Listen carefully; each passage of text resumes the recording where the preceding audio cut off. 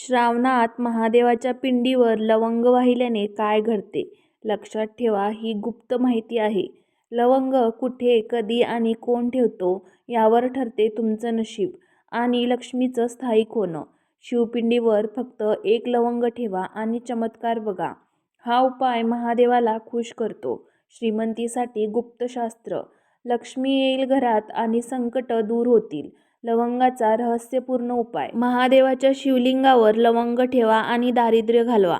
नमस्कार मंडळी, आज आपण जाणून घेणार आहोत एक अत्यंत गुप्त, रहस्यमय आणि प्रभावी उपाय, जो हजारो वर्षापासून केवळ काही तपस्वी, साधक आणि उच्च स्तरावरील पंडितांनाच ज्ञात होता. आपण आज बोलणार आहोत शिवलिंगावर फक्त एक लवंग ठेवण्याच्या उपायाबद्दल. होय, एक लवंग, जी आपल्याला श्रीमंती, सुख, समाधान आणि संकटापासून मुक्ती देऊ शकते. ही एक साधी पण प्रभावी गोष्ट आहे, जी आपण कधी लक्षात घेतलीच नाही. लवंग म्हणजे काय, तिचं आध्यात्मिक आणि औषधी महत्त्व. लवंग म्हणजे केवळ एक मसाल्याचा पदार्थ नाही, ती अग्नितत्वाचे प्रतीक मानली जाते. नकारात्मक ऊर्जा शोषून घेणारी एक नैसर्गिक वस्तू आहे.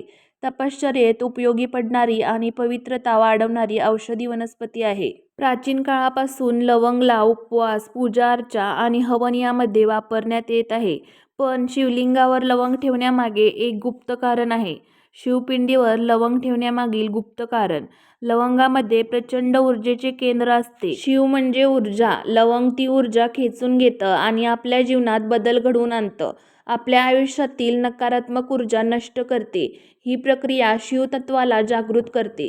तुमची मनोकामना लवकर शिवापर्यंत पोहोचवण्याचे काम ही लवंग करते. मनोकामना पूर्ण करण्यासाठी लवंग एक प्रकारचं माध्यम ठरतं. लवंग कधी ठेवावी? योग्य वेळ आणि वार. सोमवार, महादेवांचा अत्यंत प्रिय दिवस. लवंग ठेवण्यासाठी सर्वोत्तम प्रातःकाळी 4 ते 6 वाजेच्या मध्ये ब्रह्ममुहूर्तात शिवमंदिरात शांत मनाने जाऊन ठेवावी. महाशिवरात्री, त्रयोदशी किंवा श्रावणात याचा जास्त प्रभाव असतो. लवंग कशी असावी? कोणती लवंग योग्य असते? पूर्ण गोलसर लवंग असावी. ती तुटकी किंवा मोडलेली नसावी. काळसर आणि सुगंधी असावी. तिला बाजारातून घेतल्यावर तिला एकदा पवित्र जलाने स्वच्छ करून घ्या. कोणी ठेवू नये लवंग? ज्या स्त्रिया रजस्त्रावात असतात त्यांनी ठेवू नये. मांसाहार केलेल्या व्यक्तींनी त्या दिवशी टाळावं. अपवित्र मनाने, कुत्सित हेतूने लवंग ठेवू नये. कोण ठेवू शकतो? महिला आणि पुरुष दोघंही. ज्या व्यक्ती मनापासून शिवभक्ती करतात, ज्यांना संकट, दारिद्र्य, आजारपण, कोर्ट कचऱ्या, अडथळे यामध्ये अडकले आहेत, त्यांनी जरूर ठेवावे. लवंग ठेवण्याची योग्य प्रक्रिया. घरातून निघताना स्नान करून स्वच्छ वस्त्र धारण करा.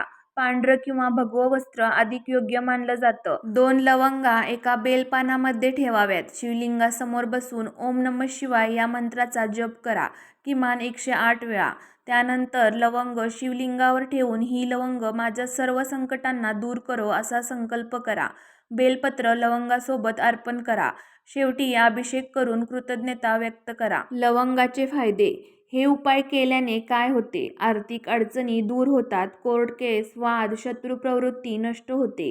मानसिक शांती मिळते. घरात सुखशांती आणि एकोपा राहतो.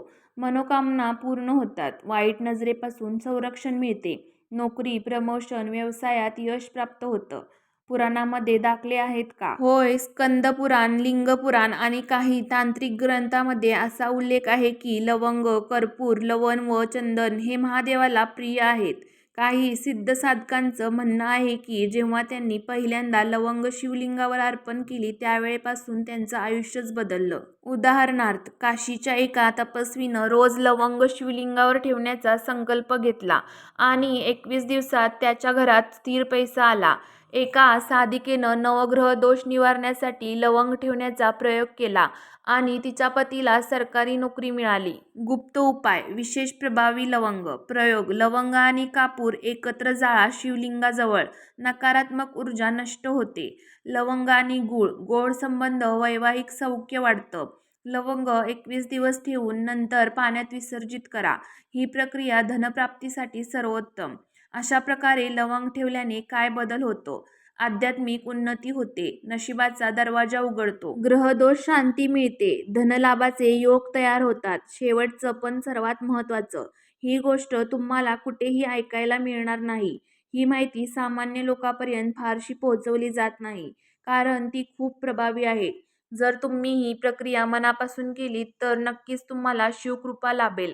महादेव आपल्या सर्वांचे कल्याण करो. हा व्हिडिओ नक्की शेअर करा, लाईक करा आणि अशा गुप्त माहितीकरता आमच्या चॅनलला नक्की सबस्क्राईब करा. धन्यवाद.